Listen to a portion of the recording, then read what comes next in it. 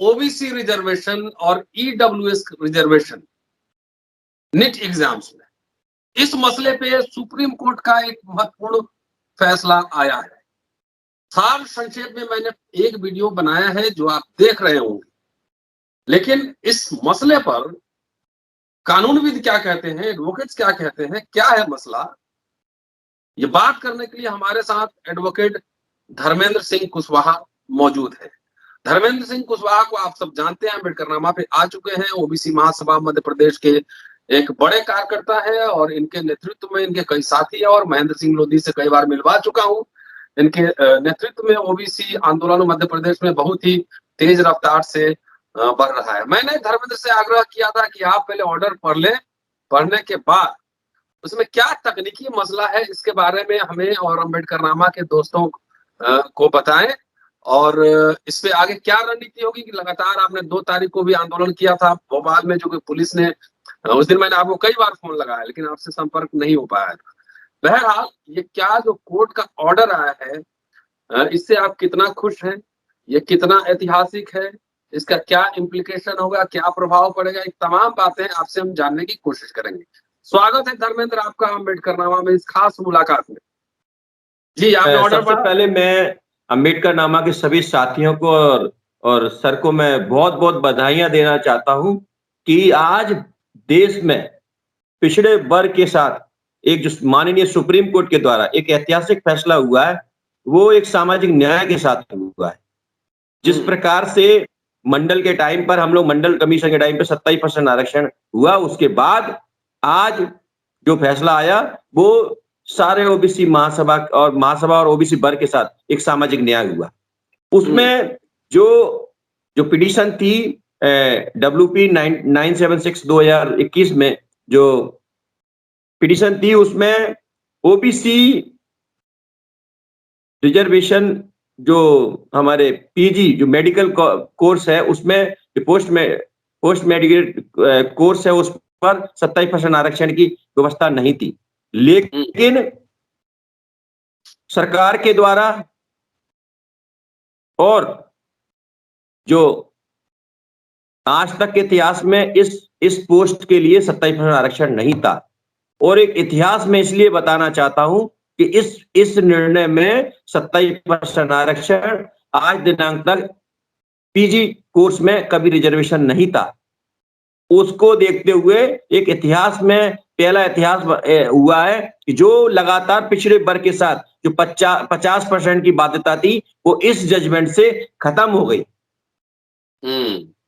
अच्छा एक बात बताइए, एक तो पहले स्टालिन को क्रेडिट दिया जाना चाहिए, पहले उन्होंने राजनीतिक मोर्चा स्टालिन ने खोला, उनके जो राज्यसभा सांसद है विल्सन साहब वो सुप्रीम कोर्ट में गए और ये जुलाई 29 को ओएम आया था जिसमें आप लोग भी आंदोलनरत थे और हम लोगों ने भी समर्थन किया था, लगातार इस मुद्दे को अम्बेडकरनामा पे उठा रहे थे। बेसिकली पिटीशन किसने दायर की? पिटीशन जो दायर हुआ है कि वो आरक्षण खत्म करने के लिए पिटीशन दायर किया गया। जी ये अपर कास्ट के लोगों द्वारा, वर्ग के लोगों द्वारा ये लगाई गई थी और ये लगाई गई थी कि इनको इसमें दिया नहीं जाए। लेकिन जब इसका श्रेय तो मैं सबसे पहले जो आपने बहुत अच्छी बात कही इसके लिए, इसका श्रेय इस देश के एक सामाजिक न्याय के प्रोधा स्टालिन साहब को जाता है। उसके साथ दूसरा श्रेय पी विल्सन साहब और तीसरा ओबीसी महासभा की ओर से पैरवी करने वाले एडवोकेट वरुण ठाकुर को भी जाता है इसके, क्योंकि उन पी विल्सन सर और जीएम वरुण ठाकुर ओबीसी महासभा की ओर से पैरवी किए इंटरव्यून लगाकर, और उसमें अपने तत्वों को रखते हुए और वो तत्वों को देखते हुए माननीय सुप्रीम कोर्ट के द्वारा हमारा एक ओबीसी के साथ एक सामाजिक न्याय का फैसला आया।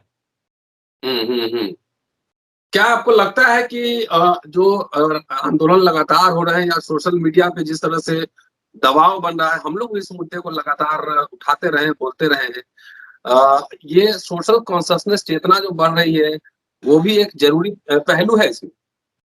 जी, आज ये बात सही है सर कि सोशल मीडिया पे जिस प्रकार से हमारे पिछड़े वर्ग के एससी भाई है, एसटी भाई है, जिस प्रकार से अपने हक अधिकारों की लड़ाई उस सोशल मीडिया के माध्यम से लड़ रहे हैं, उसका श्रेय भी उन लोगों को जाता है। लेकिन मैं लगातार देख रहा हूं, अभी जैसे आज आज सुबह जो फैसला आया, लगातार जिस प्रकार से जो गोदी मीडिया है, जो ब्राह्मणवादी मीडिया है, आज उनका चरित्र दिखने को क्लियर दिखाई दे रहा है। वो उस सामाजिक न्याय जो इस देश के अंदर आधे से ज्यादा आबादी होने के बाद भी उनके साथ सामाजिक न्याय हुआ, पर उस पर कहीं कोई गोदी मीडिया या ब्राह्मणवादी मीडिया ने कहीं भी कुछ भी हमको दिखाया नहीं। लेकिन वो अपने जो उनका जो अहम है और उनका जो उनका कार्य है, वो पूरी तरह से चिह्नित किया जाता है कि वो लगातार 10% ईडब्ल्यूएस को सुदामाओं के लिए 10% सुनिश्चित किया गया इस फैसले में, ये लगातार उनको बताया जा रहा है उस मीडिया के माध्यम से। लेकिन ओबीसी वर्ग के जितना एक बड़ा ऐतिहासिक फैसला आया, और वो इतना बड़ा फैसला आया कि 50% की बाध्यता भी खत्म हो गई। लेकिन मैं आपके चैनल के माध्यम उस जजमेंट में मैंने स्पष्ट पढ़ा है और स्पष्ट पैरा में दिया हुआ है कि उन्होंने क्लियर बताया है कि ईडब्ल्यूएस का जो उन्हें आरक्षण दिया है वो भी एक संवैधानिक नहीं है। उन्होंने बोला ये इसके लिए संवैधानिक पीठ इसका निर्णय करेगी तभी माने पर, लेकिन ओबीसी वर्ग के साथ स्पष्ट 27% आरक्षण संवैधानिक रिजर्वेशन के तौर पर उसमें जजमेंट में कोट किया गया है।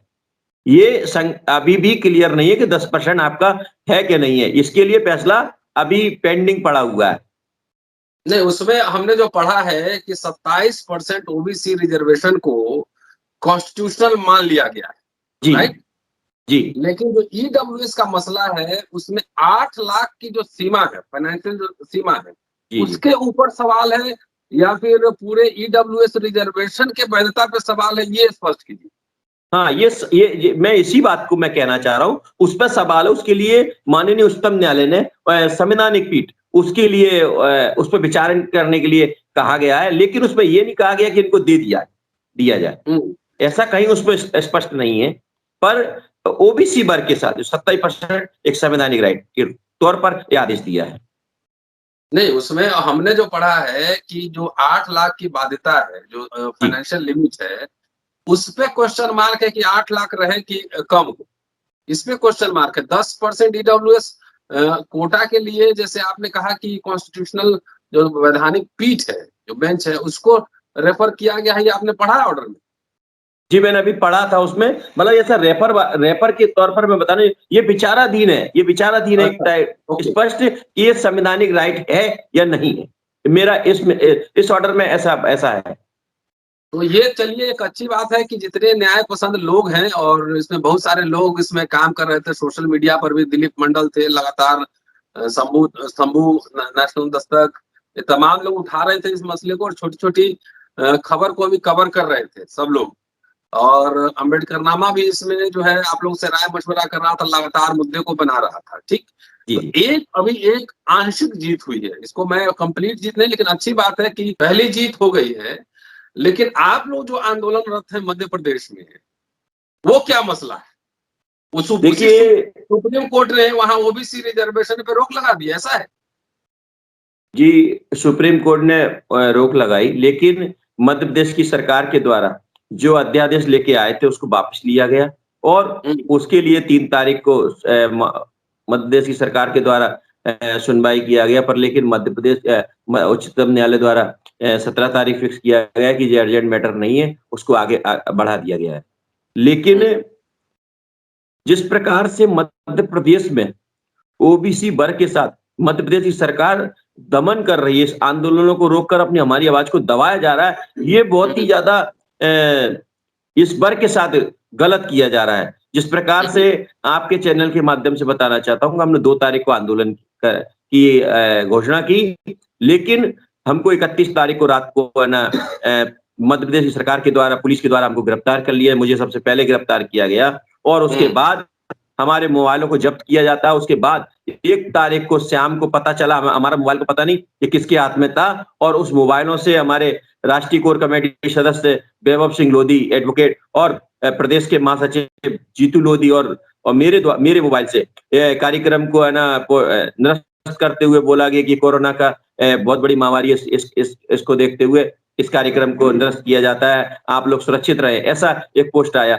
इतनी घिनौनी हरकत ये सरकार के द्वारा, उनकी पुलिस के द्वारा किया जाता है। लगातार हमारे साथ दमन किया गया, हम लोग गिरफ्तार रहे, हमको नजरबंद करके हमको इतनी यातना दी गई, हम ब्रश करने तो हमको मिट्टी से करना पड़ा। इतनी सरकार ने हमारे साथ किया, मेरे साथ इतना किया, जीतू लोधी के साथ किया, विस्मित रतोनिया एडवोकेट के साथ किया, अंकित कुशवाहा के साथ किया। ये सरकार की इतनी घिनौनी हरकत इस सरकार के द्वारा किया गया, इनकी पुलिस के द्वारा किया गया। लगातार हमारे लोगों को मारा, हमारे साथ गुना के जिलाध्यक्ष के साथ, युवा मोर्चा के धर्मेंद्र यादव के साथ उसका पैर तोड़ दिया गया, हिमांशु पटेल के साथ कर दिया, महेंद्र सिंह लोधी के साथ इतना पूरा फोर्स पीछे कर दिया, सभी साथियों को गिरफ्तार कर लिया गया। लेकिन मैं उन ओबीसी महासभा के और ओबीसी वर्ग के जितने भी भीम आर्मी और जयस के कार्यकर्ताओं ने इस संघर्ष के साथ, इस जज्बे के साथ उस लड़ाई को लड़ा और उस बता दिया कि एससी एसटी ओबीसी ये एकता है और इसके अनुसार हम सामाजिक न्याय की लड़ाई साथ लड़ेंगे।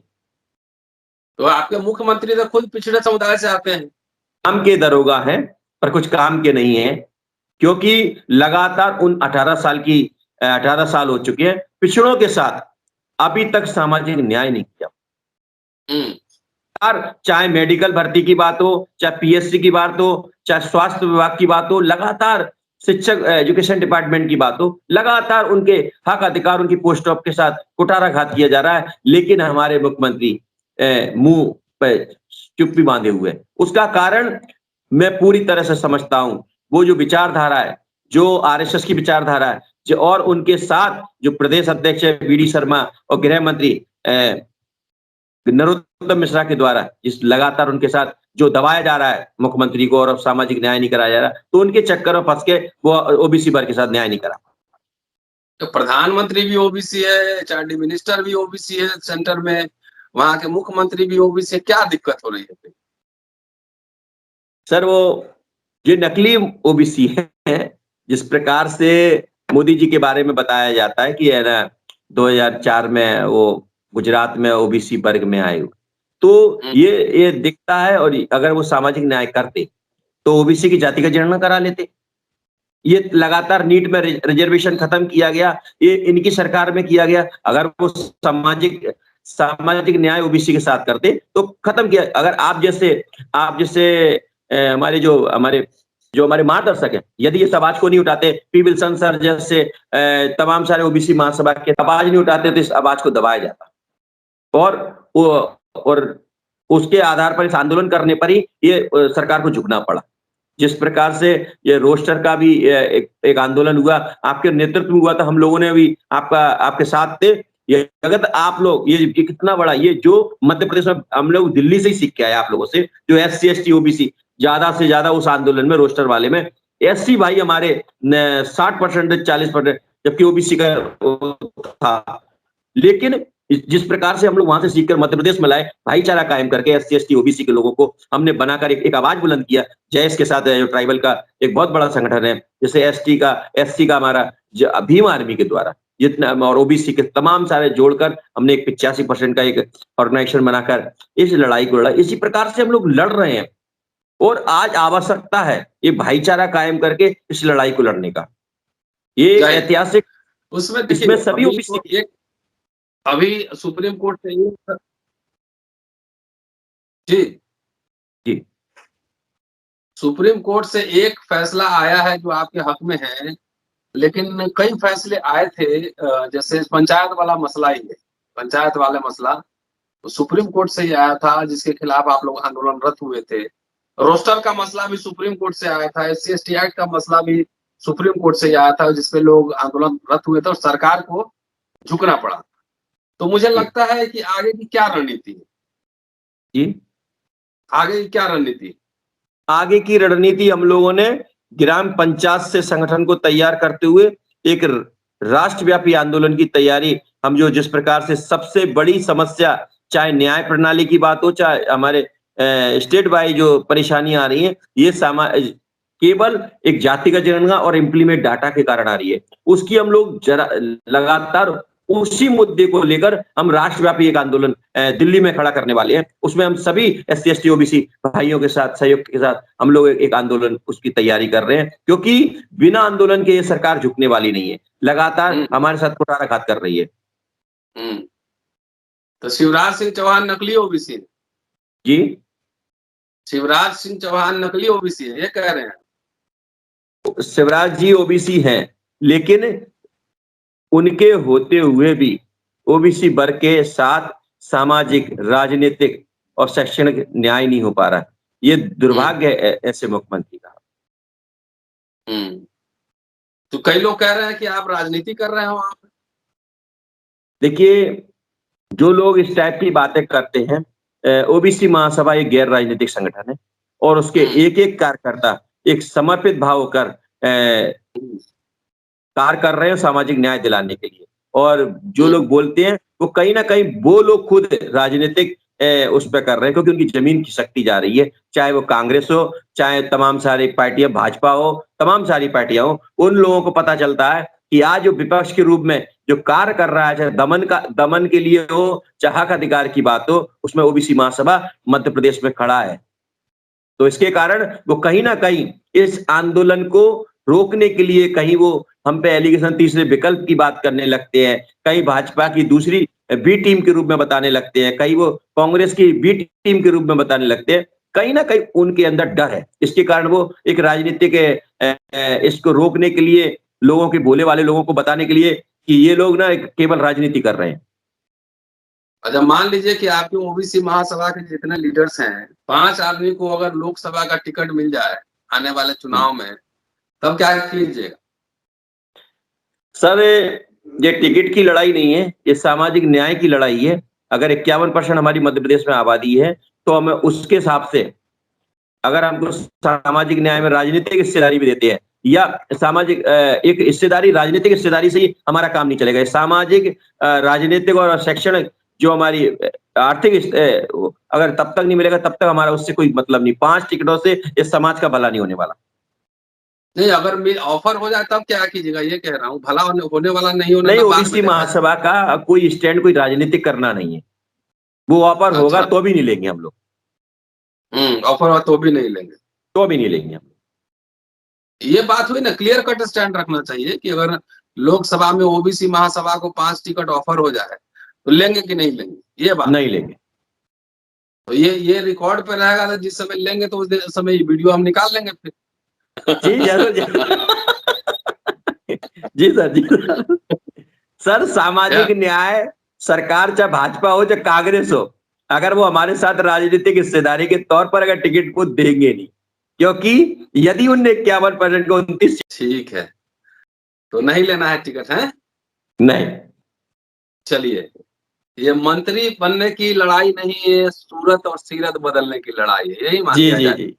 और एक आपके साथ एक और बताना चाहता हूँ, जो बोलते थे लोग कि जो बड़ा पुराना नारा था कि जो पिछड़ों की बात करेगा वो सत्ता पे राज करेगा, ये नारा बदल गया है हमारा। जो हिस्सेदारी देगा वही सत्ता पर राज करेगा।